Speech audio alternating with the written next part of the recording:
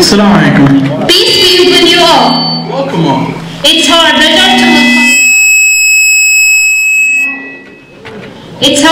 to welcome you all to this special day that we celebrate the Omani.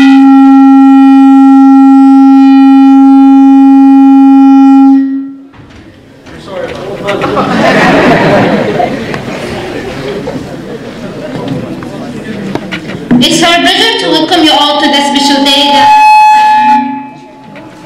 the Omani National Day. It's the day that the Sultan of Oman was born. The Sultan of Oman is actually the President of Oman, and his name is Abu bin Saeed. Since we're gonna celebrate the National Day, what are we gonna start with? We will first start with the Omani National Anthem.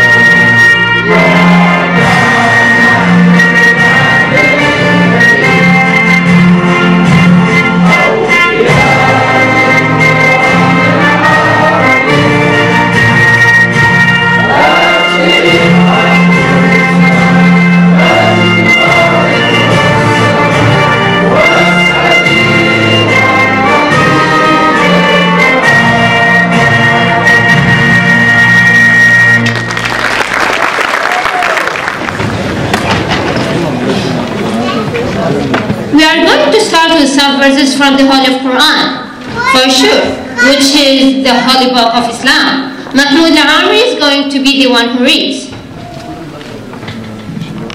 We would also like to ask you not to clap after the reader is done with reading because it's against our religion. Thank you for understanding.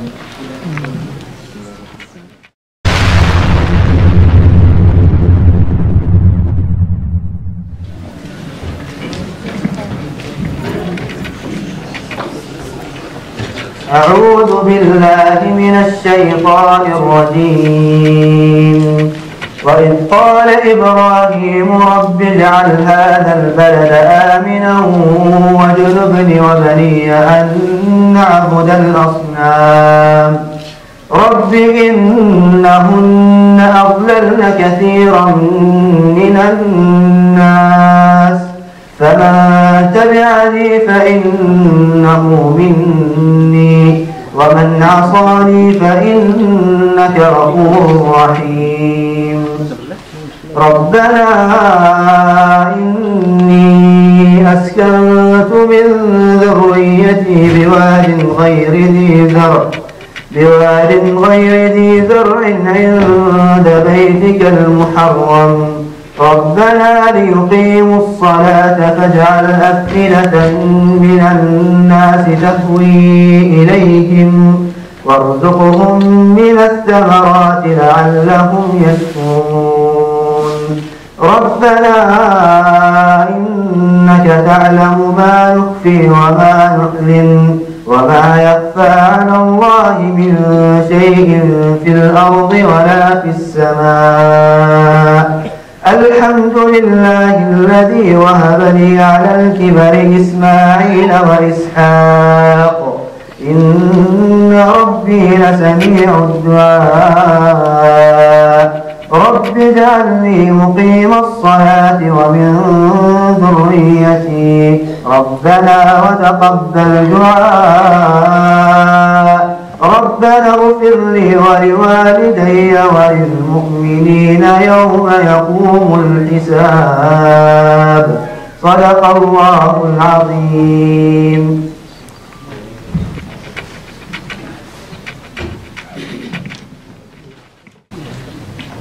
I would like now to ask our president of the Omani Student Association, Tarek Al-Kharouzi, to come on stage, please.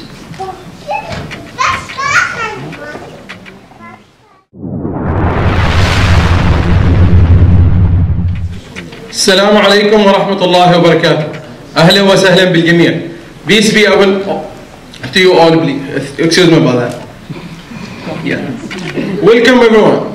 It is our pleasure to have you here today. I believe the words will not be enough to express our appreciation to you for joining us in celebrating our National Day. All the Omanis at the University of Kentucky would like to express our deepest thanks and regards to His Majesty Qaboos ibn Saeed, Sultan of Oman. May Allah keep him in a good health and prosperity. Every Omani should be proud of 43 years of progress of our country. Today, we are celebrating that progress and showing some aspect of our culture. Before 1970s, Oman was lacking a good quality of life. They did not have electric, good quality, and a proper education or hospitality. In short, poor infrastructure. All educated Omanis spent their entire life outside Oman because there was no opportunity to use their skills. However, after the 23rd of November 1970, the progress began. Oman won several global awards which shows that development, such as Oman occupies an advanced rank among the countries with high human development, and the Human Development Report that issued in 2009 by United Nations. Also, in 2010, our capital city, which is Muscat, get the 48th globally as the best city in the world in terms of environmental building at the first country in the Gulf, the first city in the Gulf region. By the end, under the leadership of His Majesty, we continue to express Oman's value and legacy to the world. We are proud to be Omanis, and we are proud to be there to express the 43 years in that celebration today. Thank you for joining us today, and I hope you will like what we have today and know some experience about Oman. Thank you again for joining us today, and I hope you have a nice time today again. Thank you.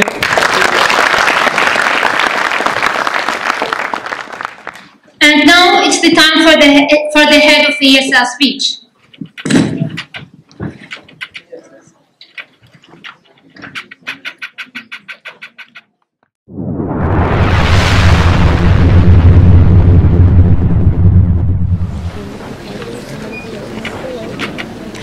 Good evening. My name is Karen Slaymaker, and I'm Assistant Director for International Student and Scholar Services here at the University of Kentucky. And on behalf of the UK International Center, I want to welcome you, and we are so happy to be here this evening to celebrate with you the National Day for Oman. In fall 2011, we welcomed our first group of students who were on the special scholarship from the Cultural Ministry. There were 50 students that first time in October. We were so excited to have these students on campus. All of the students began in the Center for English as a Second Language, so I see many of your teachers here this evening, so I'm going to ask all of the teachers to please stand from the Center for English as a Second Language.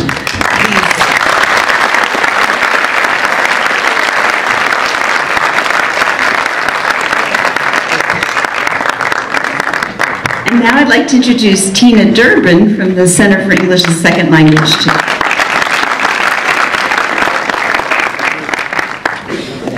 Good evening. It is so exciting to see the fact that the Omanis have not only grown up, but that they have continued to come to the University of Kentucky. I wanted to just give you a little bit of information about the Omanis and how many we've actually had. In cohort 1, we actually had 50 students. And then in cohort 2, we had 24. In cohort 3, we had 6. It was a small group. Cohort 4, we had 3. In 5, we had 16. In 6, we had 5. In 7, we had 9. In 8, we had 3. In 9, we had 2. But now, in cohort 10, we have 24. So some students, perhaps in this room, have only been here for 4 weeks. So imagine when you first came, I have to tell one story, okay? Abdul Majid might want to not be my friend after this. But in the fall of 11, when the students were first going to come, and we went to the airport and we picked them up, and some of them were 17 years old at the time, and we got them to sign a paper that they were so young and they were not here with their parent. And at the end of the day, it was probably about 9:30 at night, and Abdul Majid came to my office, and he was trying to use the credit card that the government gives you at the bookstore, and he didn't know how it worked. And I said, just give them the card. They know how it works, okay? But he kneeled down by my desk, and I said, Abdul Majid, are you okay? And he said, we are so tired. We are so tired. And I said, it's going to be okay. Okay, it's going to be okay. And now, Abdul Majid, it's been 2 years because they came fall 2 of 11, and here we are fall 2 of 13. So it's been exactly 2 years. And it is amazing to see how much they have grown up. So thank you all for being here, but especially thank our Omani students. We have had, in total, we have had 142 Omani students, and I'm happy and proud to say, and I know Liga would be as well, we've had 55 of them actually matriculate to the University of Kentucky. So thank you.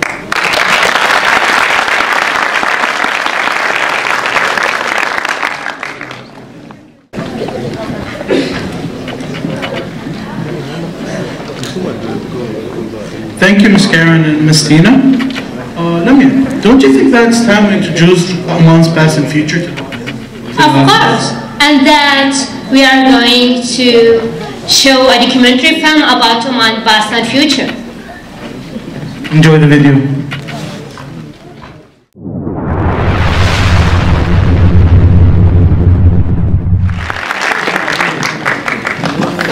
Hope you enjoyed the video.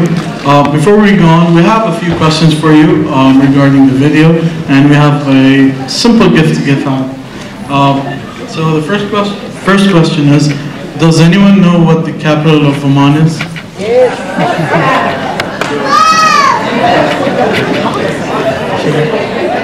The microphone is with him, so we have to answer there.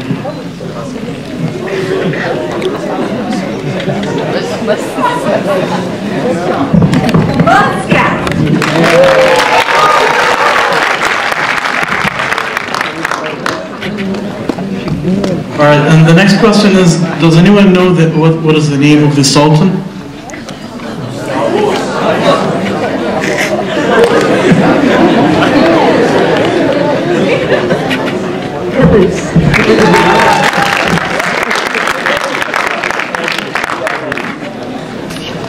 We have 2 more questions. His Majesty has ordered to grow a certain number of palm trees. Does anyone remember what the number of palm trees is? I'm sorry, I'm not the one who has the answers he has, so I don't know. You guys talk to him. What's going on?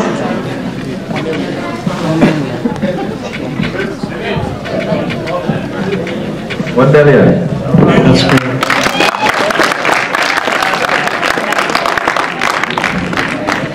Alright, the last question. The ship that has sailed from Oman to Singapore, does anyone remember the name of it? This one is a difficult question. I'm sorry, but Omanis, you can't answer the question. Yeah, but that's not fair.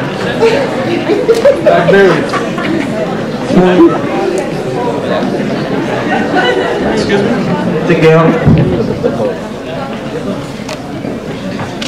Titanic?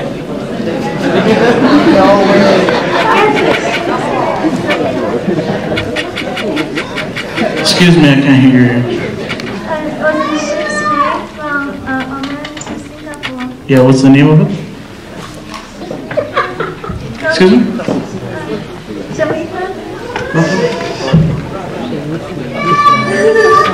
I can't hear what you're saying, I'm sorry.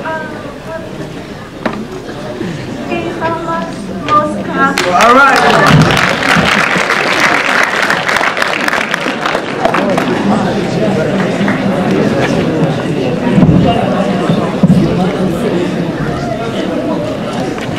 Alright, we have a bonus question, so you guys are lucky.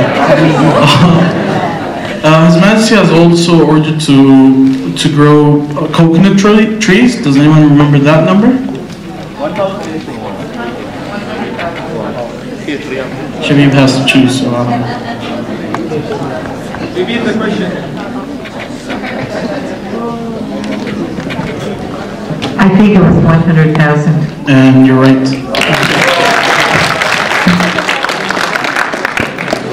Alright, so we're done with the questions and we'll go on with the celebration. Poems are a major part of the Arabic literacy. Oman is one of the countries that consider this an important thing. We have someone who can present a poem for us, don't we? Yes, we do. And Iman Maskari is an Omani student who has practiced presenting poem for a while.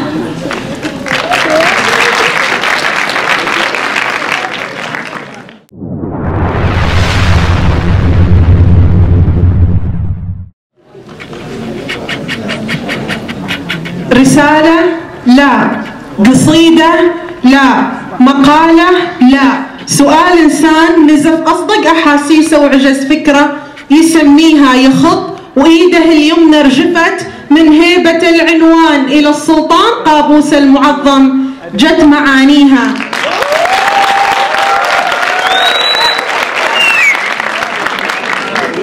رسالة لا، قصيدة لا، مقالة لا، سؤال إنسان نزف أصدق أحاسيسه وعجز فكرة يسميها يخط وإيده اليمنى رجفت من هيبة العنوان إلى السلطان قابوس المعظم جت معانيها. بعد إذنك يا مولاي المفدى يا عزيز الشان يا نسل البوسعيد المعتلي بالمجد طاريها. أنا الشاعر رقم 0 بوجودك لا ولا للسان مدام أوصافكم يا سيدي عاجز أوفيها.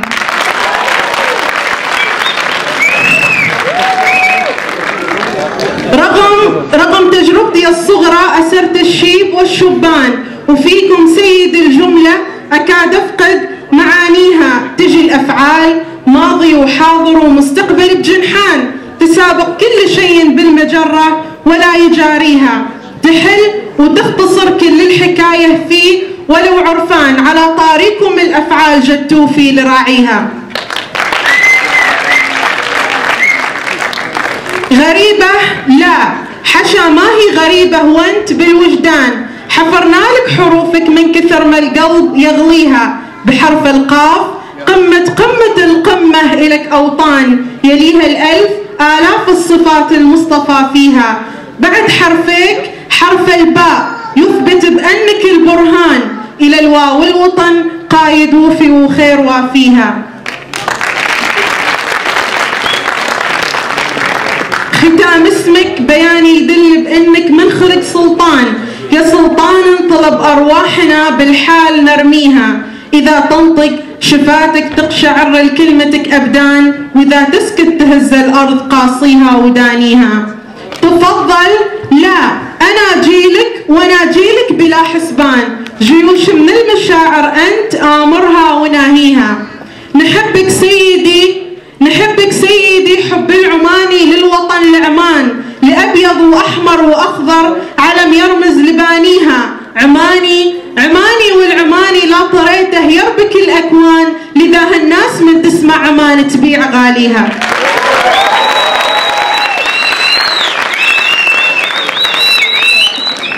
عماني والعماني لا طريته يربك الأكوان، لذا هالناس من تسمع عماني تبيع غاليها. عماني وسيرتي درب عبر به صفوة الشجعان، درب ماجد وموازن ومجلد من مشافيها. ورا السلطان نرقى بالوطن عالي ورا السلطان، وذا يأشر على نجوم الفضاء أفواج نغزيها. تربينا على مبدأ جزء الإحسان بالإحسان، وانت إحسانك الغيم ومحال اللي يجازيها. كتبتك من شعاع الشمس في صدر السماء لزمان، مشاعر صادقة أنزف ولا أدري ويش أسميها. مشاعر صادقة أنزف ولا أدري ويش أسميها. Do you think that our audience know anything about the Omani traditional costume? Actually, I don't know for sure, but to be fair, I think. But to be fair, I don't think so that everyone knows about that. I think we have prepared a fashion show, haven't we? Yes, we did. And here is our fashion show.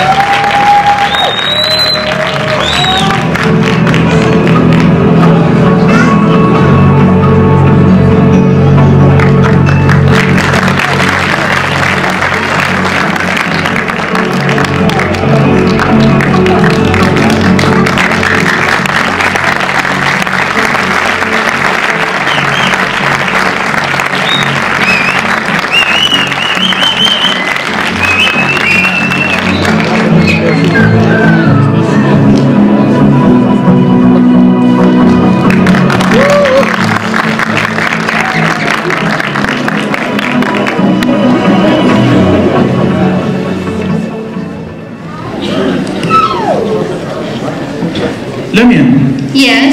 You did mention something previously to me about a birthday or something? No, it wasn't a birthday. It was...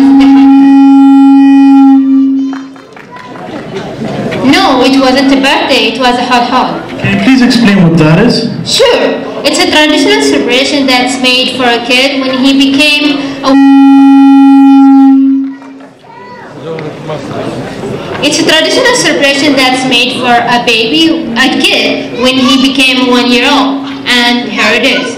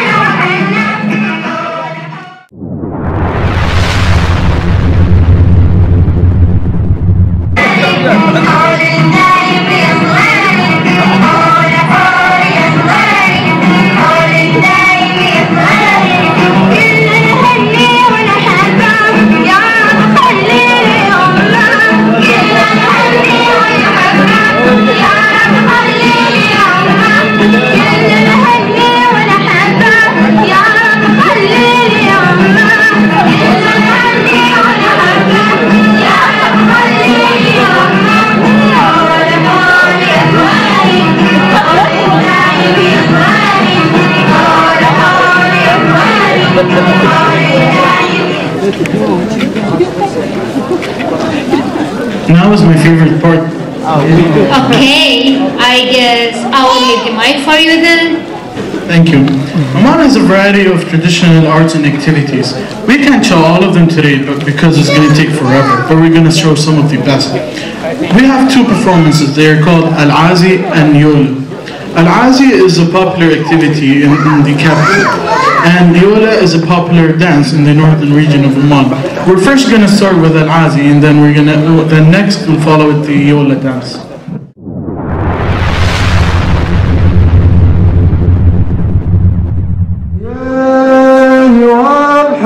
الزمن أرض الكرام بالعز من عهد الأول يا اللي احتمابك ما يضام حاشا ولا يسناه للصبيان يكبر الشيخ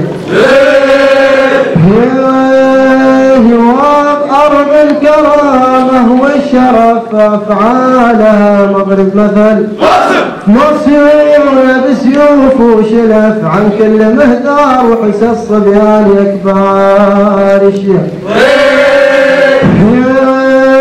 يواب يغشى سماها بالبدور وفي عددهن 40 كلهن على بهجة وحبور والفرح فيهن ما يعصب يا يكبر الشيخ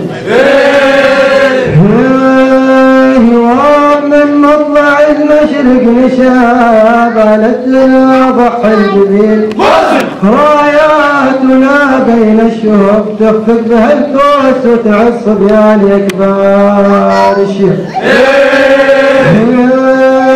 وبعين على كبد السماء تغشى مطالعها بنور من حلها غيظ العدا وتنير في قبلها الصبيان يكبر الشيخ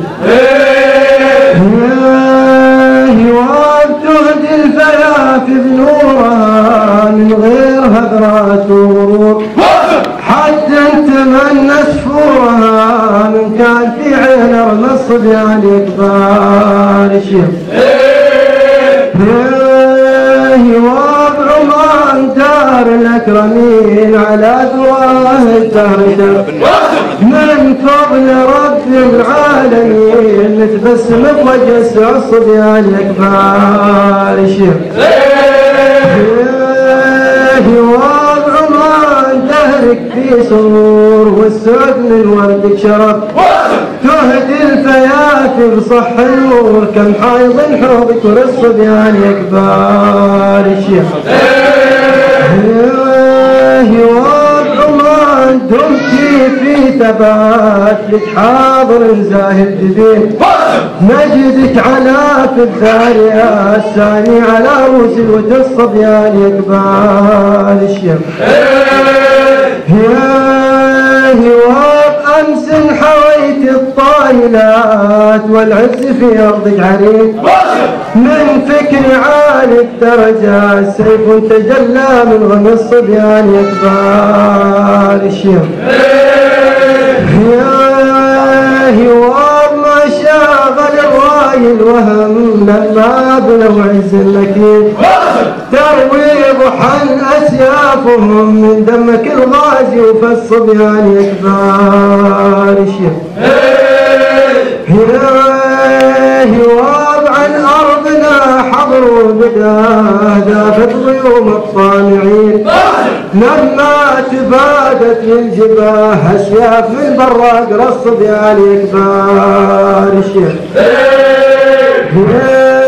وبعمان زار الأكرمين على ذراع الدهر شف من فضل رب العالمين متبسم بوجه سعد صبيان يكبر الشيخ وبإنا لعزك مخلصين يا أرض عالين الصفات آباء كنا أرضين عهد زماننا لك فيها الصبيان يكبر الشيخ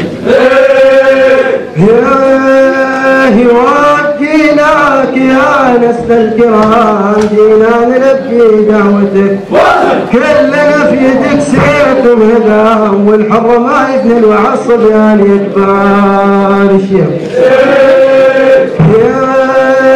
وما ننظره عهد الرباب لما تعلى رايتك جيناك من شيب وشباب أبرك على الجمع وبر الصبيان يكبر الشيب يا هواب سلطاننا عالي النسب بالعز نسل الأكرمين نالت عمان بكم رتب نحو المعالي تنفر الصبيان يكبر الشيب يا هواب قابوس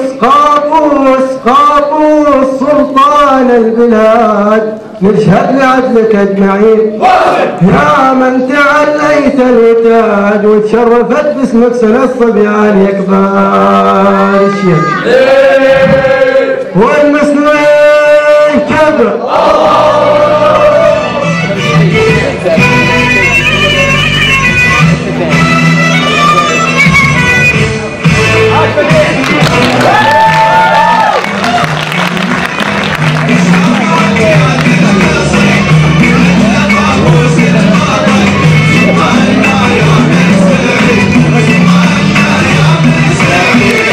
خاطري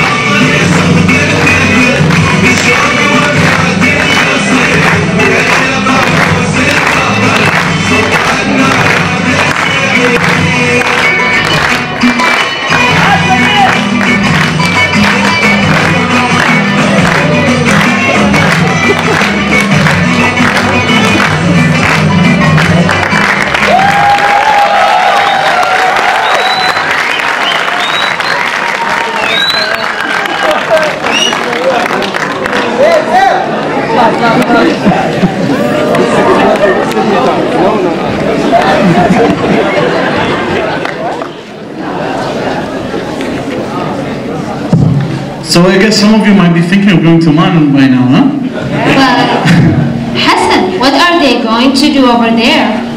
Well, I'm pretty sure that the next video we're gonna watch is gonna explain to you what tourists can do in Oman. So enjoy the video, and don't worry, there are no questions this time.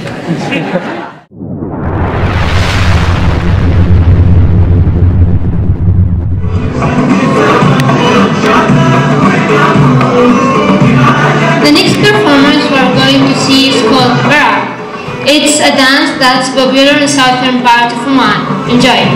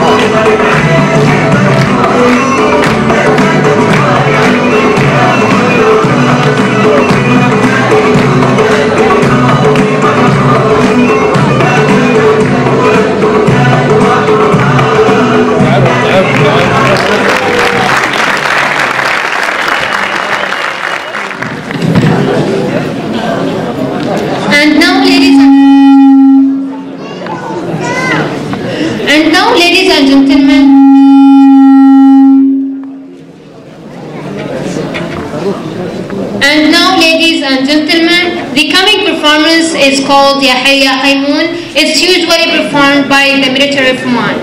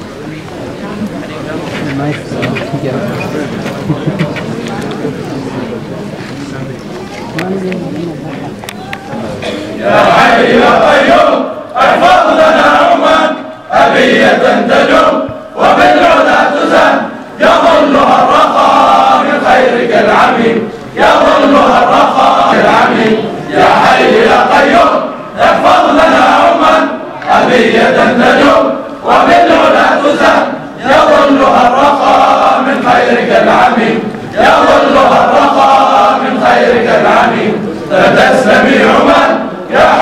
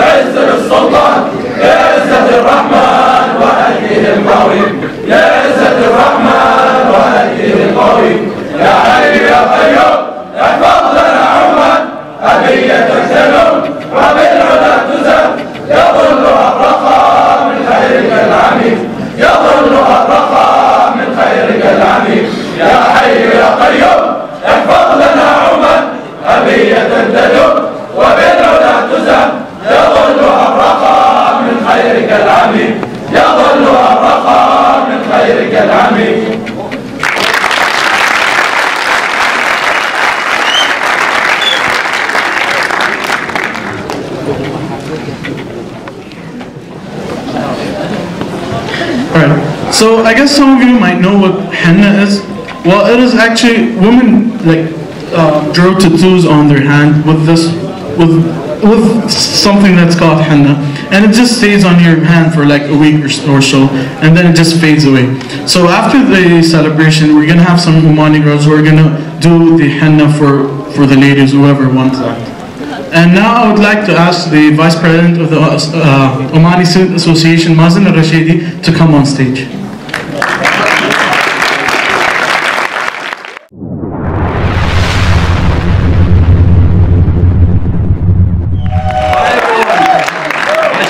Would like to thank all of you for attending and being part of this celebration. I would also like to thank all Omani students who took part in organizing this celebration.